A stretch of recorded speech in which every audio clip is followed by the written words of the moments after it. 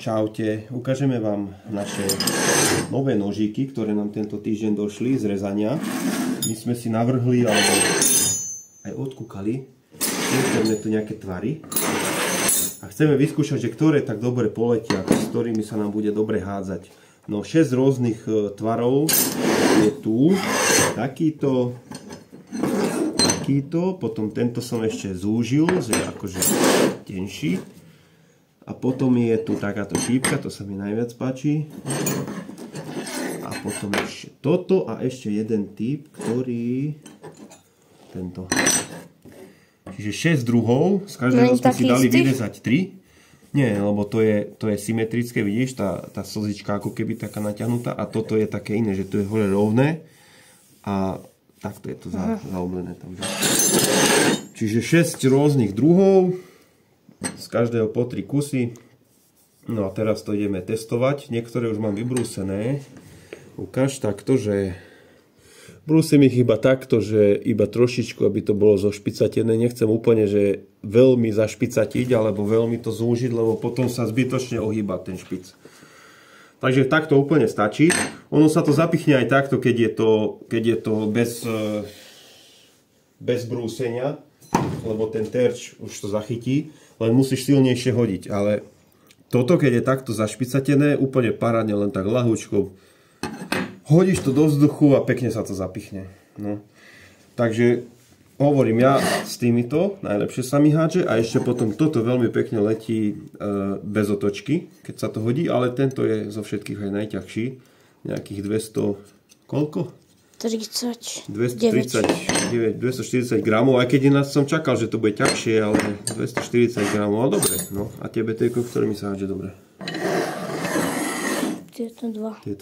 Dobre. Tak ideme to ešte dobrúsiť. Aj tuto chcem ukázať, že takto som to iba zbrúsil, že žiadne také, že ostrie, hej, volení sú to nožiky na rezanie, krájanie, papriky a neviem čo. Ale musí to mať nejaký ten špic. A hádžeme s tým do dreva. To je celé. Dobre.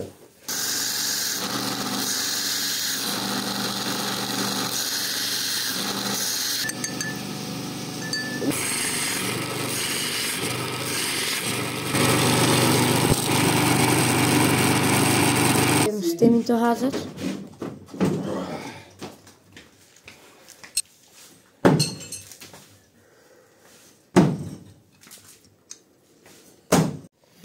Idem skúšiť tieto hádzať.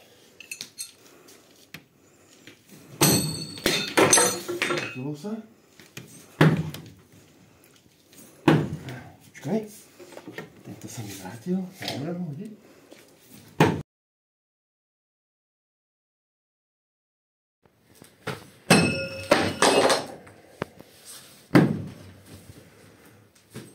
No, tak my pomaly končíme. Dneska sme si poriadne natrénovali nejaké hody. Aj vybrúsili nožíky nové, ale ešte ostávajú. Väčšina z nich ešte ostáva, viac ako polovica na vybrúsenie. No a ešte tak prezradíme jednu vec, čo sa tu chystá v dielni. Lebo toto je taký priestor prvý, ako ukážem, počkaj, aby sa to... Tam je vstup. Tu je terč, hneď oproti dverám.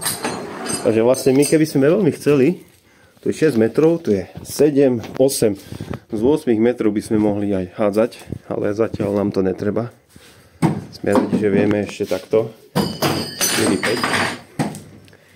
5. No ale tie zmeny, čo tu chystáme, že tento priestor, tento tu,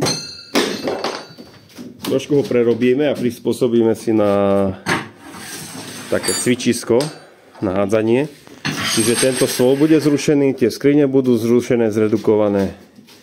A tu sa nám otvorí takýto pekný priestor, kde potom môžeme chodiť a hádzať. A ten terč prerobíme kompletne. Tam vlastne, kde je teraz Teo, medzi stĺpom a stenou, tam bude jeden taký, to sú nejaké 2 metre, 2-metrový široký terč.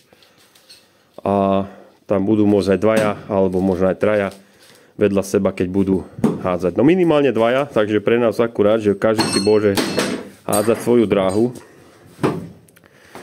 To bude super. A táto ďalšia časť dielne samozrejme ostáva. Tu sa ešte bude makať. Takže zatiaľ túto časť, čo už tak nevyužívame, na to, na čo sme to využívali, tu sa diali rôzne kreatívne dielne, tu je pre 10 ľudí miesto, to je 5 metrov dlhý stôl. To už nebude zatiaľ a zatiaľ to budeme hádzať a cvičiť a trénovať. Takže tak.